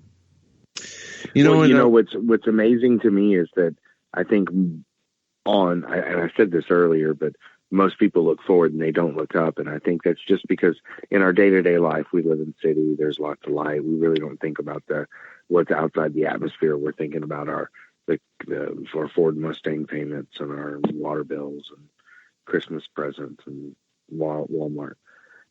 And that being said, it is a stark contrast to the world that they lived in. It's amazing. It would only be amazing, especially if we could rewind time, to be able to go back and look up at the skies that they were actually seeing, because the skies that they were seeing were actually a clock. I mean, it's so much more visually telling than anything that we have the opportunity to see within, during most of our weekday lives. But imagine being vulnerable. Imagine the vulnerable feeling you would have, though, different than today's feeling. We're as vulnerable. We are, no different than Mesoamerican man at the top of his newly built pyramid, staring out in the night sky, vulnerable to the sudden impact of something coming in. I suppose we're just as vulnerable, but I wonder if they had a sense of vulnerability back then, because some of these things that were occurring out in space, all they could do is record it, and there was not much interaction. They didn't have pieces of steel and, computers, etc., examining what was going on in space. So I see how our current civilization has created a scenario where we can feel less vulnerable because we have physical activities going on. Though we don't have all the activities we need. Regarding asteroids, we don't have any protection. You just don't have any protection from something coming from the sun. You just don't have it. And that's you said something to me, and it's just a quick side note, but you said that they didn't have the hardware or the tools then to do such and such. And, or we haven't found. It's amazing to me with everything in the past, especially with whether it's the Mayan civilization or the Egyptians you mentioned earlier, all of the architectural feats that they were able to accomplish, and so little, there's really no technology, if you will, no tools, no engineering left behind. That's always been kind of peculiar to me. They definitely lived in a different world. Definitely, probably even saw a different sky. Let me throw this at you from left field. I saw this the other day, and I can't believe it's just new to me. It may be new to you, it may not. But I've got a question. How would the Mayans know what dinosaurs look like? Okay, that's a question. And we're going to assume that they know what dinosaurs look like because we have cave drawings, etc., codex, or no? Because the Mayans made. If you have the opportunity in the moment you're in front of the screen, and you Google Mayans and dinosaurs, you're going to see bona fide Mayan artifacts, clay pottery of warriors riding dinosaurs. That's the kind of stuff. I mean, that's the kind of stuff that blows your mind, right? There it is. There's some carvings right there. It's got a Stegotropicus. It's got a Stegosaurus right there. Let me ask you a question. Hey, how did they know? Did they retrieve a fossil? Did they retrieve some fossil, or Is it possible that the history that we think that we understand is a little different, and maybe old Graham Hancock happens to be right, and or actually I think science as a whole, it has nothing to do with him, but science as a whole agrees that almost 13,000 years ago, a little over 12,000 years ago, we had a situation where something hit the earth, which obviously triggered a whole lot of things, including all of our flood myths, et cetera, et cetera. Yeah, herein lies the rub. Is science designed to confuse us too much? You know what I mean? And that's why. True that. But the whole point being is could it be that some of the things that we thought were gone long before were still around? Yeah, I mean, I don't doubt that. I don't doubt that we don't have a whole story in every aspect. I mean, I saw that carving of the Stegosaurus there. We have another iconography from, looks like a cave of another type of dinosaur. Sure. We have another painting of some Mayan paintings with another raptor-looking dinosaur. So it's pretty interesting, especially considering. How about? I mean, we don't have anything ancient that can be accessed that was drawn by an older civilization than the Mayans.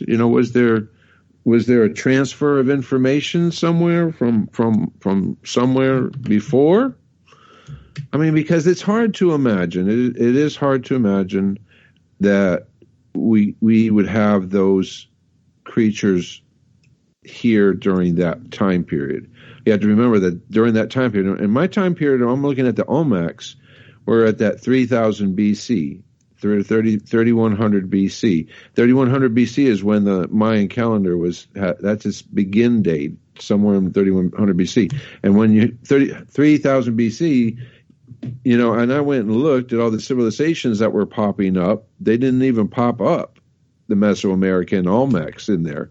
It was all the Sumerians, Assyrians, it was the Egyptians, it was Troy, it was all these other civilizations that were popping up, basically at the same time at 3000.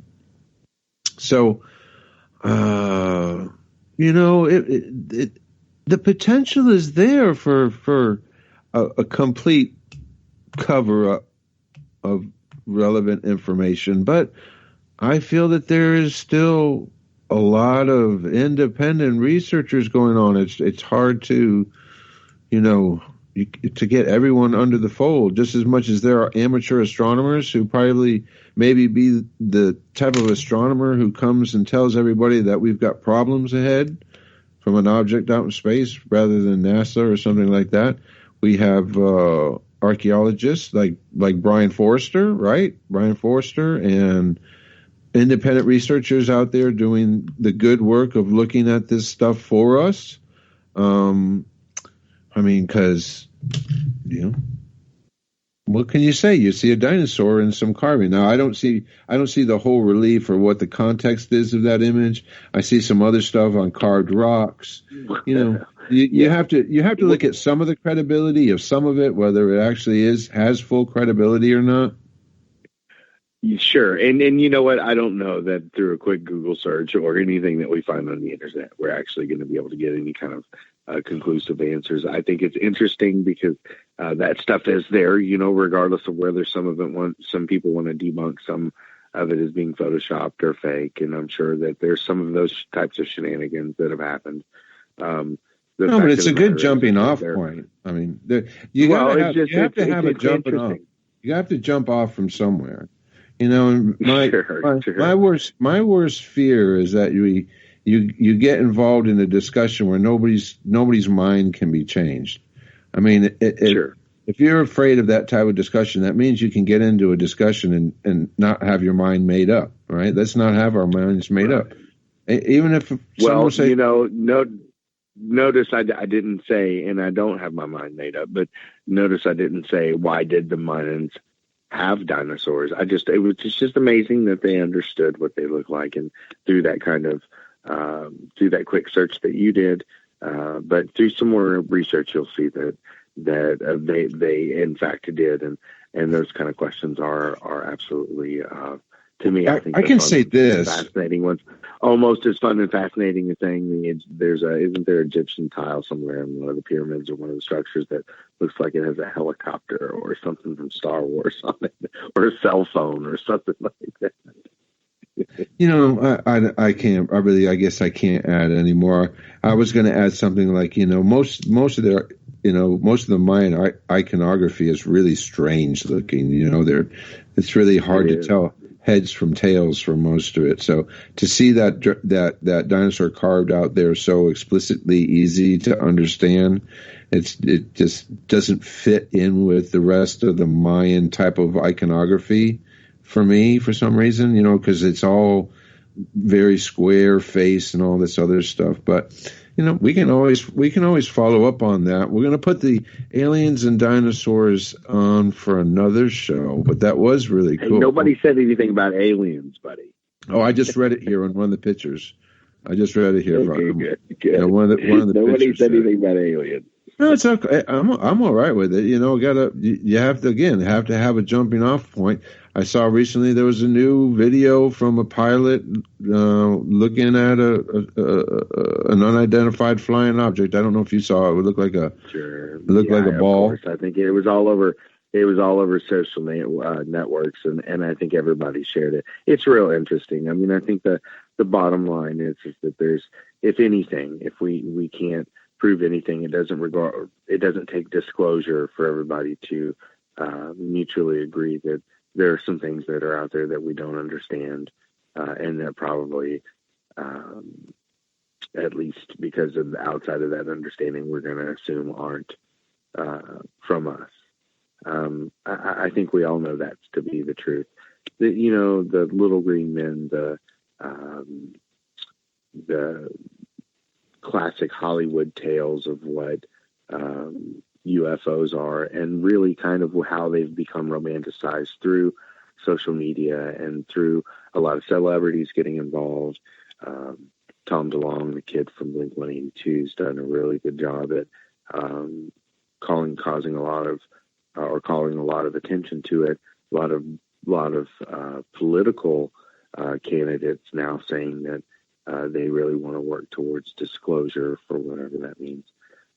All of it is super interesting, but I think still grossly misunderstood. And when all is said and done, I'd prefer just to come back and concentrate on the topics that I think make a little bit more sense, like Betelgeuse or Oumuamua. I popped over to Facebook, and Jack Neal's listened to the show. Hi, Jack. Thank you very much for your kind words. He wants to have an opinion on Elon Musk's Starlink. And Elon Musk's Starlink is going to cause it's just not, how do I say it? Elon Musk's Starlink to ground-based observatories is not good. It's not a synergy. Okay, it doesn't propel one or the other, and then neither do they work together to propel one or the other. Elon Musk's Starlink, while we can look at it as space missions in outer space and satellites, it is designed for a purpose, and the purpose is purely commercial. I like capitalism and commercialism, but I think what we're looking at here is something on a scale that we hardly even get to have an opportunity to grasp. And by the time we get an opportunity to grasp what's really happening, 1/3 or 1/4 or 1/2 of this thing will be finished, and you'll just pretty much be out of the loop anyways. The Starlink mission from Elon Musk and SpaceX is designed to create a grid of cube-sized satellites that they can interact with ground-based receivers, receiving internet, and then delivering internet to far-flung reaches of third-world countries, Africa, in the desert or any jungle, in India and Pakistan. In those areas where being rural in China, but I'm sure China's going to, China's a different deal.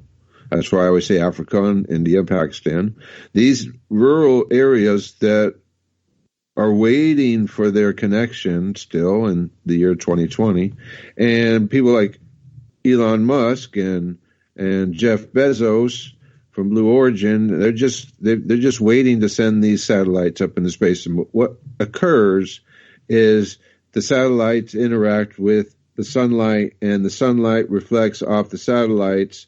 And if you're an astronomer taking pictures of the night sky, and 30 or 40 or 50 or 100 or 1,000 of these satellites get in your way, you're shot. I mean, you're not observing the way you want to. You're not observing productively, and Elon Musk has effectively made your viewing session unusable. Right? You could be pointing at a certain spot in space, and the satellites keep flying by.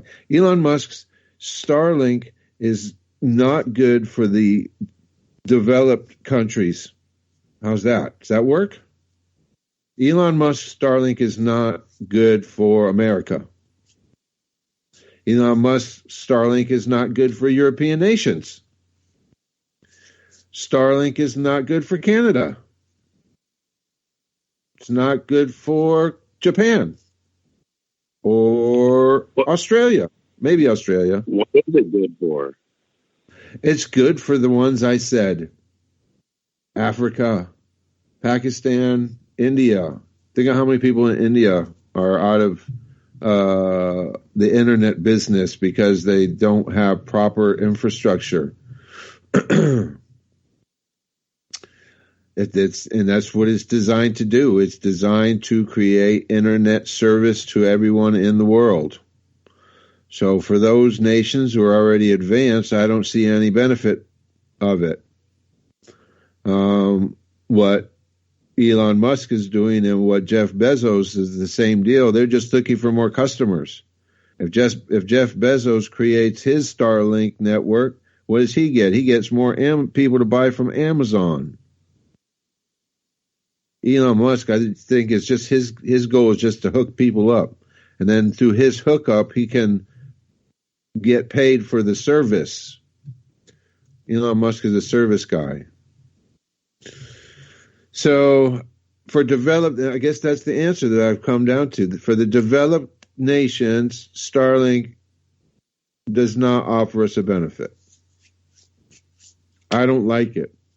I've seen pictures of it. I've seen it go through pictures that were supposed to be nice pictures that aren't nice pictures because it went through it. I mean, what do you say about the future? I guess it's got to happen because the future is coming. But I think it's going to be interesting because It's pretty interesting. It's pretty interesting that it's up at all. There's photographer here in the Fort Worth, Texas area who lives downtown, and with his equipment does a lot of captures a lot of just really great pictures. The ISS flies over, he usually gets a pretty good shot of it, those kind of things. And he's taken a few videos of it, and it's amazing what they're putting up there. And like I said, the fact that, or like you said rather, the fact that only so many people are going to benefit it. You wonder what the scope of usage will be for something like that. If it's just a people are going to benefit it. You wonder what the scope of usage will be for something like that. If it's just to provide internet, or are there other capabilities? And I'm not talking nefariously. I'm just talking. Well, you can speak nefariously, because I'm sure that that our military-industrial complex will find some way to make that network work for them. So I guess what I've just said is it just counter-said what I just said about developed nations that can't do anybody any good. Let's talk about the developed civilians.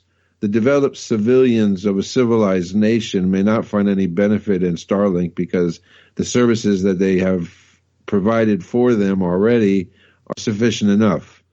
So now Starlink is up there, but the military-industrial complex finds that they can have better locating and tracking and control over their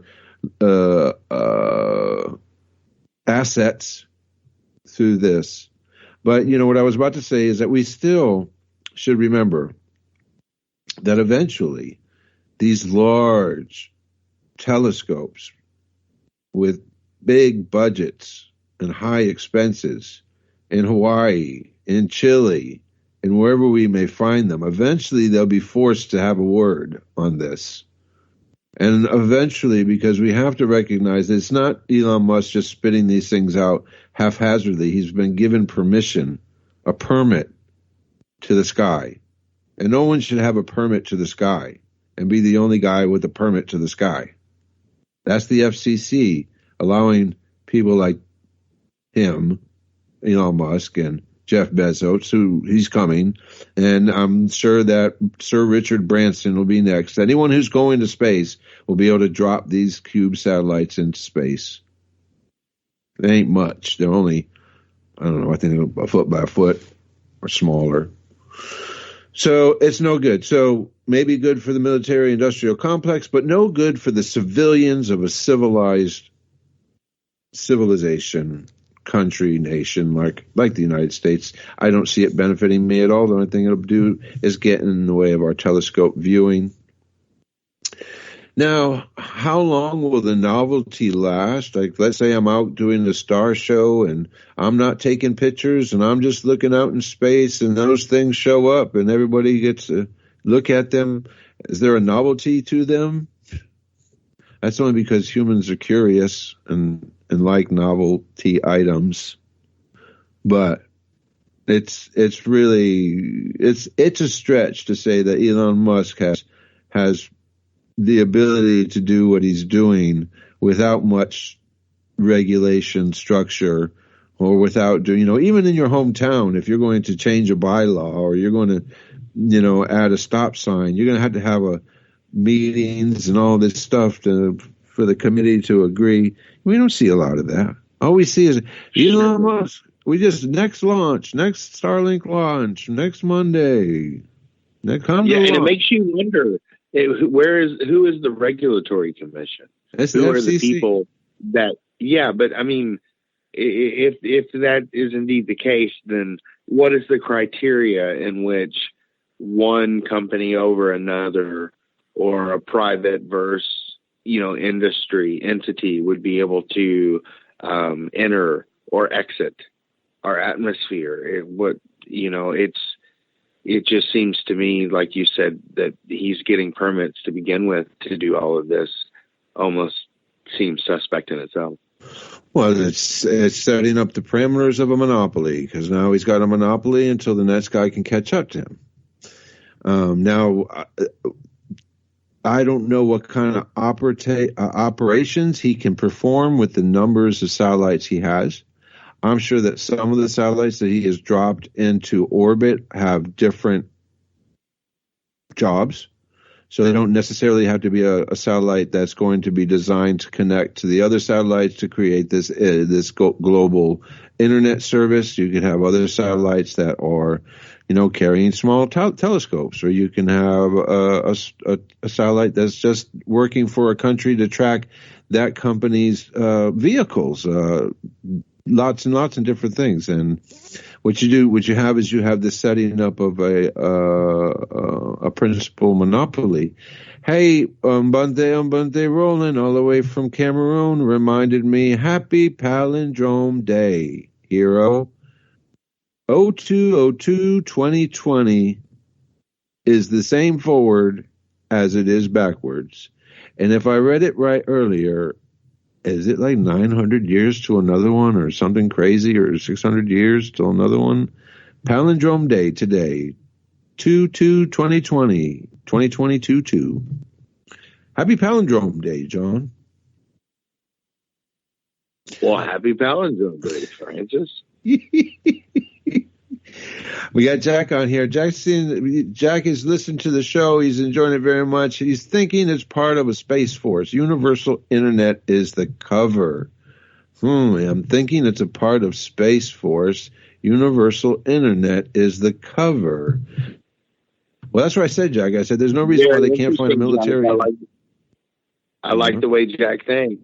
You know what I mean? I really like the way he thinks, because the fact of the matter is that, and it's something that you and I haven't brought up, and I've been kind of itching to talk a little bit about, because it's something I've done a little bit of research on, perhaps maybe for a future show. But Space Force is a really, really, really crazy deal. And the fact that we're now starting to put ourselves in a position where we're, it's become national attention. It's become a thing. And it's the words we use, the things we think, the words we use, and what's going to happen. Boots on the ground, boots on the ground, boots on the ground. You hear boots on the ground, it's not a civilian force that they're talking about. They're talking about boots on the ground. They want to put boots on the ground on Mars. They want to put boots on the ground on Moon, so that they can go and they can claim militarily certain regions and it's coming. And now recently they just come out too. I've read that they can turn moon dust into oxygen. I think it was moon dust. And I've also read that, they, with the things on Mars, the rovers on Mars, and all the time that they've spent on Mars, the people here on Earth can now synthesize Martian soil.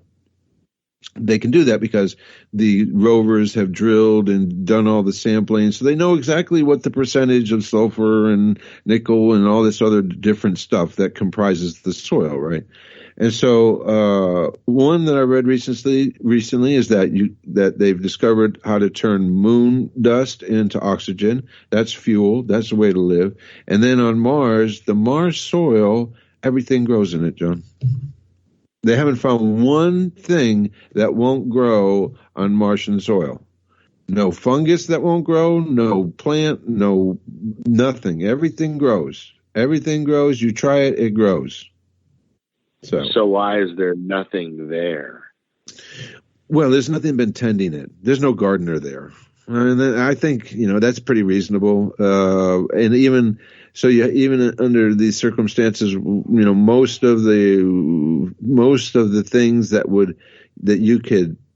most of the ingredients that you need are either locked up, frozen, and are just, but then again, I could be wrong. I mean, there could be sites on Mars that we don't see yet, where ancient carbon dioxide and water has melted away and now it's green and lush.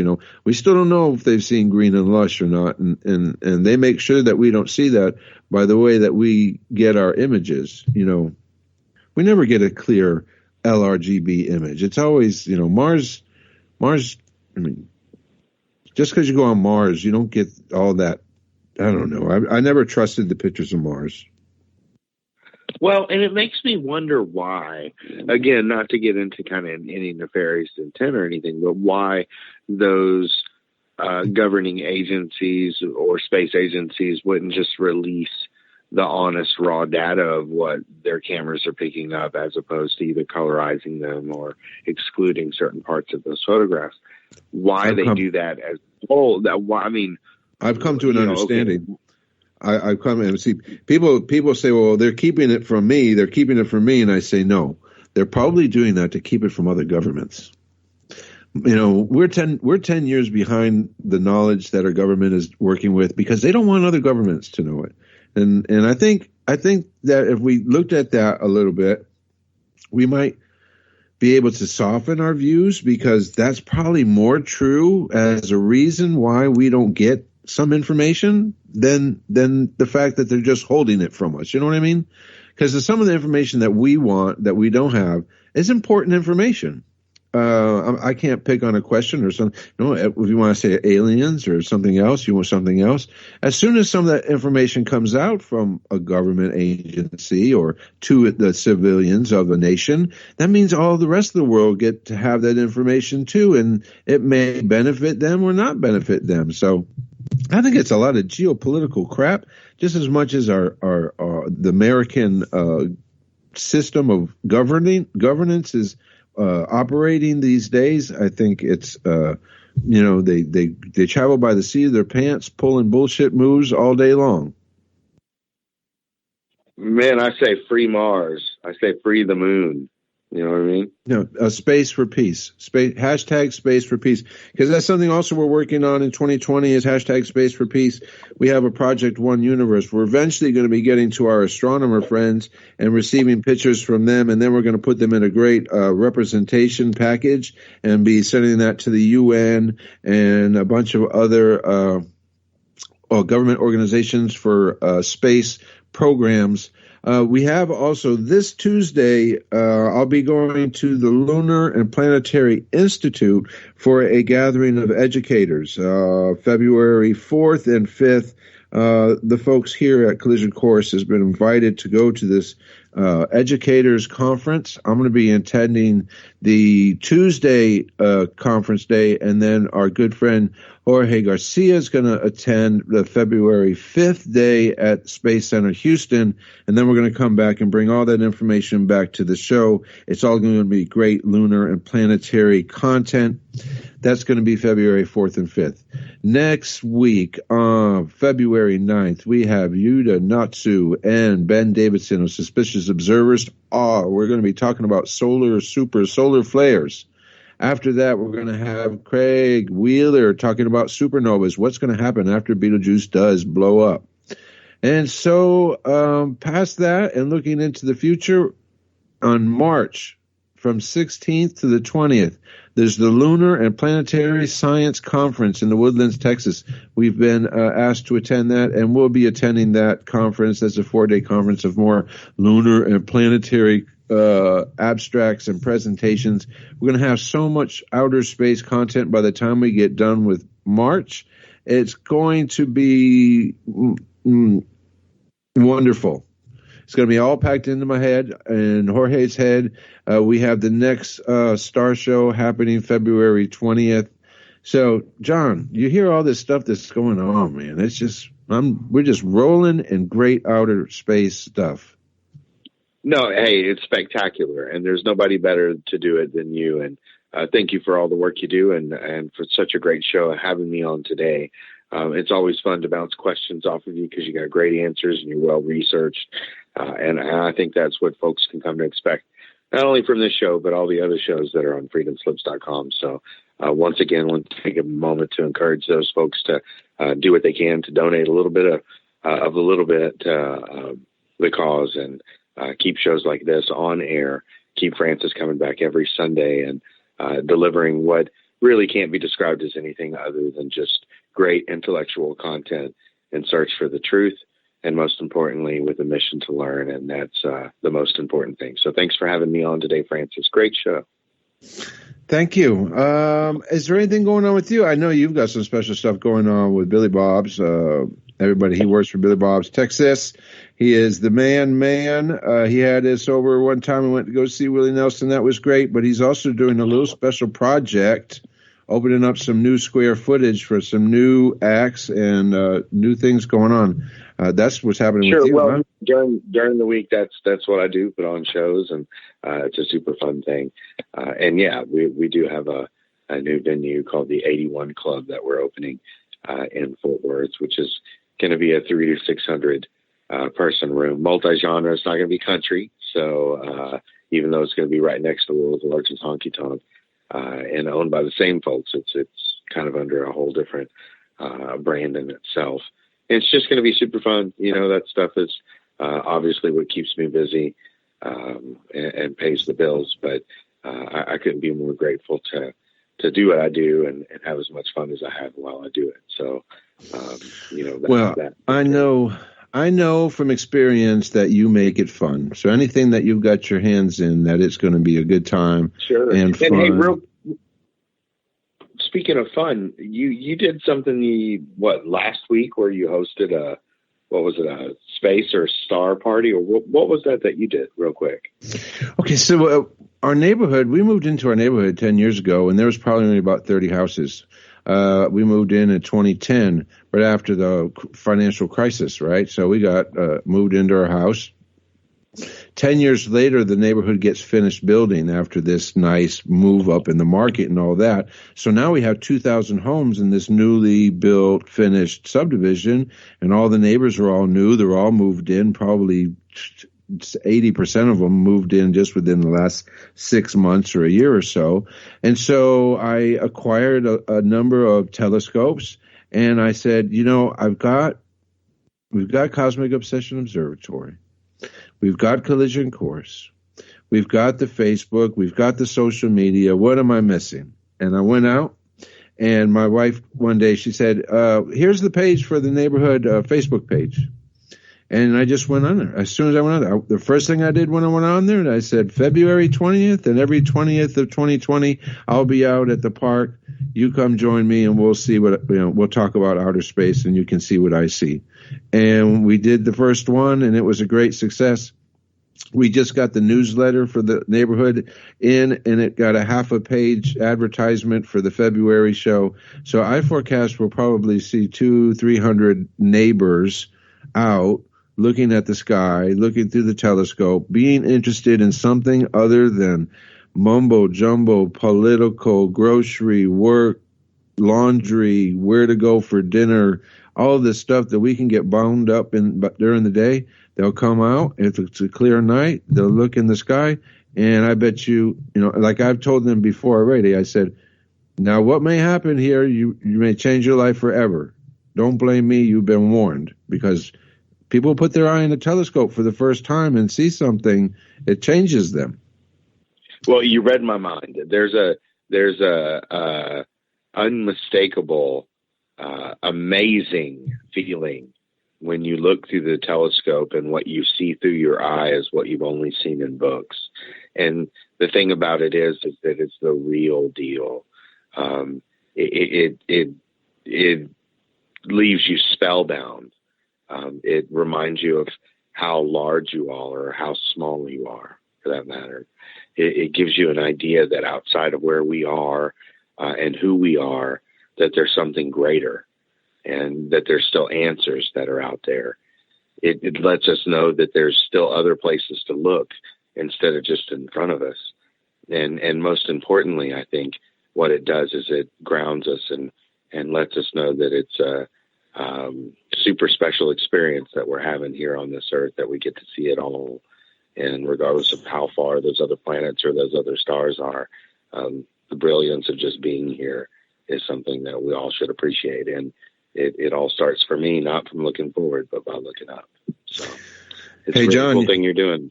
You hit it right on the head. Perfect timing at 9:55 p.m. in New York City, at 8:55 p.m. in Central Daylight Time savings, whatever it may be. We're coming up to the end of this episode of Collision Course. John, I want to thank you so much for joining me. You are, as always, a great guest, always intriguing, and you always probe my mind, and I love it. So I thank you very much. And for the guests and listeners, you're welcome, my friend. Thank you very much. And for the listeners, if you're not here on freedomslips.com, once again, I implore you to come to freedomslips.com. That's Revolution Radio. even revolution.radio. You'll come here. There's a place for you to support the radio station because this is the world's #1 support by listeners radio station. Until next week, everyone, it's Francis, your host of Collision Course. We're out of here. Bye-bye.